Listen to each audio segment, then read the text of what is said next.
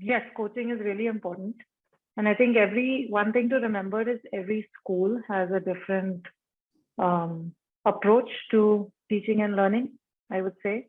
And it depends on your model, right? So, for example, in our school, we do have our own systems in place, like our learning plans. We have them digital. It is our own internal system. It takes some time to understand it. We follow Bloom's taxonomy. There are certain mechanics. So obviously, when we are recruiting, you're not going to get somebody who fits the package.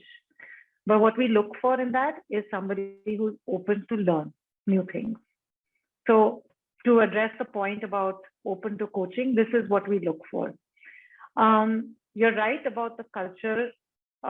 It has to be systemic, right from administrators to your academic coordinators, to your department coordinators, all of that.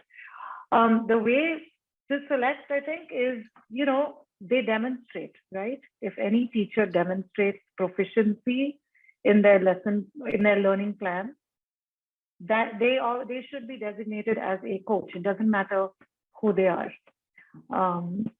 And it's not about the content expert is, of course, the person who's teaching that particular subject, but the framework to be taught can be done by anyone. So it's obviously about anyone who shows proficiency in that, in competency. Yes, bringing about that culture of hierarchy, no. Another example I'll give you of our school is, I don't even talk about TGT, PGT.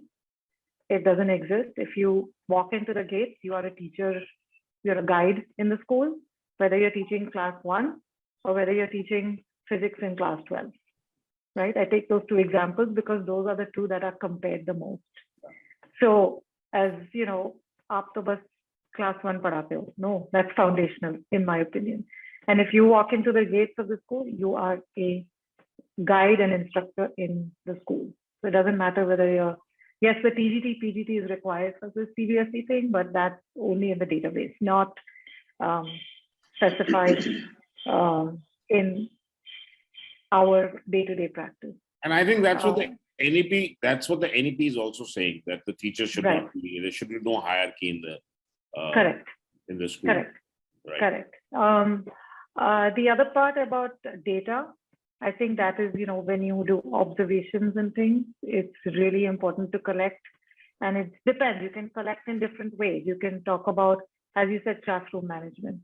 When you're when you're observing, you look at, is the teacher addressing every student, or are they leaving any children out?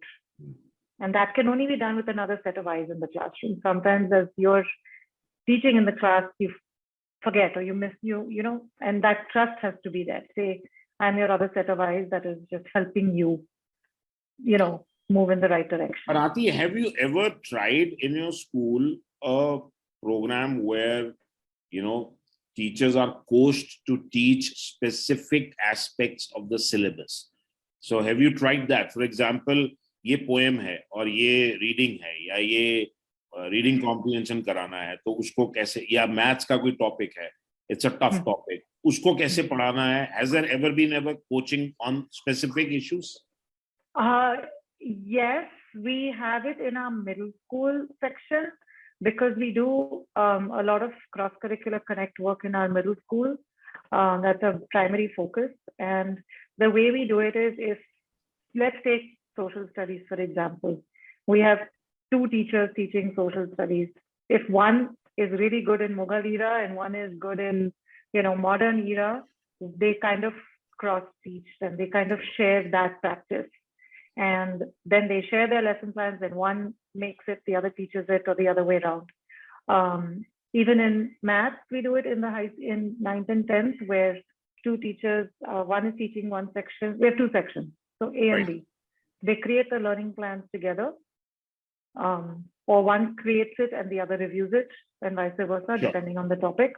And that's, we have different models. So content-specific coaching you have experimented with, is that? Yes. That's what it is. Yes. Is that? Yes. That's what it is. Yes.